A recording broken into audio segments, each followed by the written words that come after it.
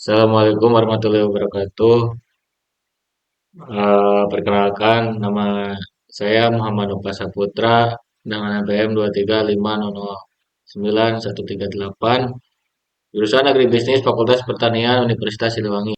Oke, lanjut kepada materi kali ini yang akan kita bahas itu mengenai alih fungsi lahan dan kehabisan ataupun kekecilannya ruang untuk melakukan pertanian di perkotaan. Nah, judul yang saya ambil pada kali ini ialah mengatasi alih fungsi lahan melalui pembangunan pertanian rumahan di Kota Tasikmalaya. Apa itu alih fungsi lahan dan apa itu pertanian rumahan? Nah, mungkin sedikit saya jelaskan terlebih dahulu terkait tentang apa itu alih fungsi lahan. Alih fungsi lahan itu ialah perubahan dari lahan pertanian ke non pertanian. Jadi, kondisi saat ini banyak beberapa lahan seperti halnya sawah itu dialih fungsikan kepada bangunan-bangunan ataupun perumahan-perumahan. Jadi, adanya kekurangan ataupun penurunan pada lahan buat nantinya digunakan untuk lahan pertanian. Dan apa itu pertanian rumahan? Pertanian rumahan itu ialah pertanian skala kecil yang nantinya bisa digunakan oleh beberapa rumah tangga di karangan rumahnya sendiri. Untuk daripada lebih lanjutnya kita bahas di slide-slide berikutnya. Nah, adapun permasalahan yang saya angkat kali ini, yang pertama adalah alih fungsi lahan dari pertanian ke non pertanian. Yang kedua, dampak pada komoditas cabai. Kendala pertanian konvensional itu yang bertiga, dan yang keempat ialah regulasi dan kelembagaan. Nah, membahas yang pertama, alih fungsi lahan pertanian ke non pertanian. Seperti yang tadi sudah saya sebutkan, ialah tentang alih fungsi lahan. Yang pertama, ada 3 poin yang saya ambil. Lahan sawah dan kebun di wilayah seperti Cipedas, Taman Sari, Indihiyang, yang berada di Kota Tasikmalaya itu beralih fungsi menjadi perumahan, ruko, dan institusi kecil. Bahkan ada beberapa yang memang mempertahankan, namun hanya itu terjadi sangat sedikit gitu. Jadi kebanyakan orang mengalihfungsikan lahan karena mereka berpikir bahwasanya ketika lahan ini dialihfungsikan menjadi ruko ataupun kos-kosan dan segala macamnya itu bisa dikatakan menguntungkan. Nah, yang kedua, menurut data Dinas Pertanian Kota Tasikmalaya menunjukkan bahwasanya penyusutan lahan pertanian itu menurun setiap tahunnya 2 sampai 3%. Nah, penyebabnya ialah nilai ekonomi jual lahan tinggi dan minimnya insentif bertani. Yang kedua, dampak pada komoditas cabai. Nah, kenapa di sini ada komoditas cabai? Karena nantinya kita akan membahas tentang pertanian rumahan. Nah, salah satunya komoditas yang bisa dipakai di pertanian rumahan atau yang nantinya bisa di pekarangan rumahan itu yang saya ambil ialah cabai. Yang pertama, produksi cabai lokal tidak mencukupi kebutuhan konsumsi. Yang kedua, ketergantungan pada pasokan dari luar daerah meningkat, harganya fluktuatif. Yang ketiga, petani beralih menjadi buruh atau pedagang. Permasalahan yang ketiga ialah kendala pertanian konvensional. Yang pertama, lahan sempit, kepemilikan lahan terfragmentasi. Yang kedua, keterbatasan modal, teknologi, dan akses pasar. Yang ketiga, perubahan iklim mempengaruhi produktivitas. Dan masalah yang keempat ialah regulasi dan kelembagaan. Yang pertama, Perda, RT, RW belum optimal melindungi lahan pertanian. Yang kedua, koordinasi antara dinas pertanian PUPR ataupun Bapeda itu belum sejalan atau belum solid. Yang ketiga, program pertanian perkotaan belum terintegrasi. Nah, mungkin daripada beberapa akar permasalahan yang saya ambil itu seperti halnya yang sudah saya tayangkan di pada PPT tersebut. Nah, di sini ada picture. Eh, yang pertama ada elemen utama yang nantinya bisa mempengaruhi ataupun bisa jadi pengaruh besar terhadap pertanian keberlanjutan. Yang pertama ada petani, yang kedua ada pemerintah daerah, yang ketiga ada pengembang atau spekulan, yang keempat ada konsumen, dan yang kelima ada pelaku usaha. Nah, masing-masing memiliki peran sendiri terhadap perannya masing-masing. Yang pertama petani. Petani itu eh, terdesak lahan yang kecil sehingga banyak sekali di Indonesia petani-petani guram yang memiliki lahan hanya beberapa batas saja. Dan yang kedua ada usia tua. Petani di Kota Tasikmalaya ini eh, rata-rata umurnya itu 40 tahun ke atas. Makanya eh, tingkat produktivitas masih menurun. Dan minim teknologi.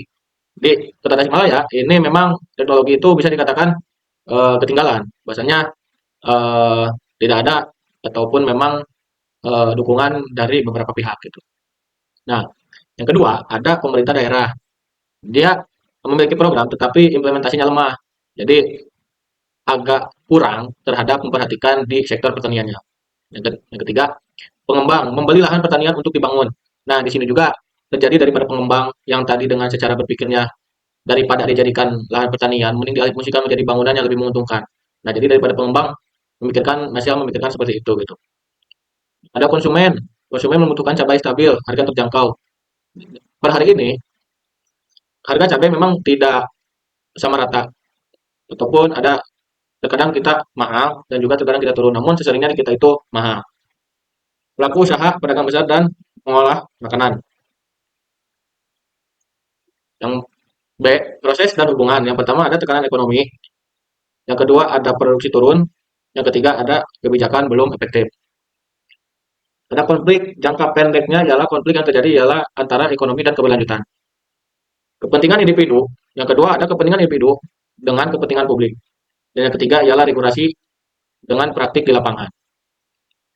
Ada solusi, salah satu solusi muncul yang saya ambil pada permasalahan-permasalahan yang sudah ada tadi saya sebutkan ialah tentang pertanian pekarangan dan juga itu bisa menjadi salah satu solusi buat nantinya ketika di kita khususnya itu lahan-lahannya kurang. Bisa seperti kita menanam pada polybag atau kita membuat hidroponik atau vertikultur gitu. Dan juga kita ada beberapa kelompok KWT, kelompok wanita tani yang mengembangkan cabai di rumahnya.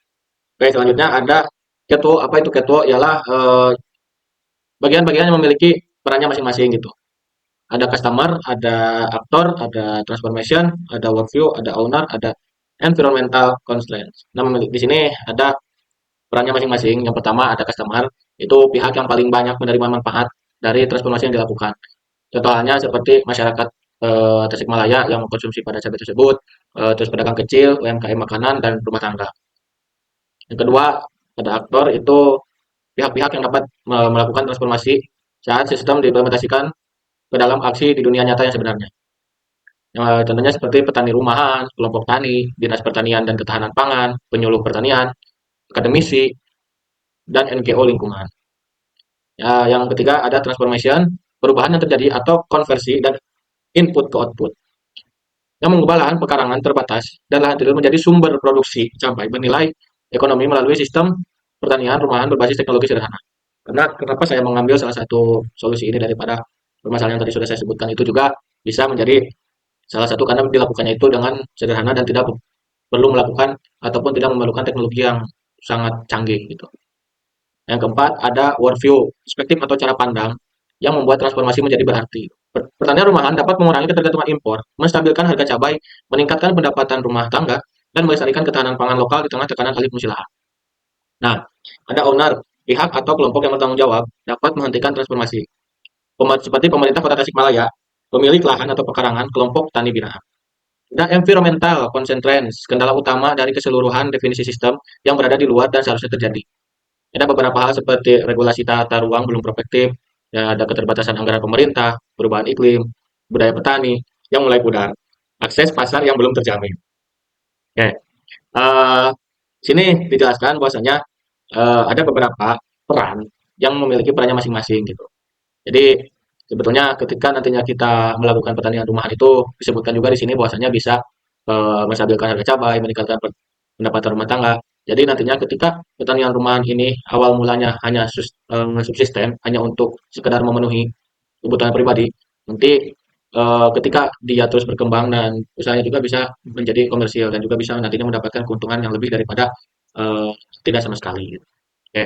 Dan juga peran pendukung daripada pemerintah-pemerintah ataupun daripada kedinasan-kedinasan pertanian gitu. Di sana juga perlu dari dorongannya dari pihak-pihak yang terkait supaya nantinya bisa terus setiap rumah tangga bisa melakukan pembangunan pertanian untuk secara sustainable atau berkelanjutan.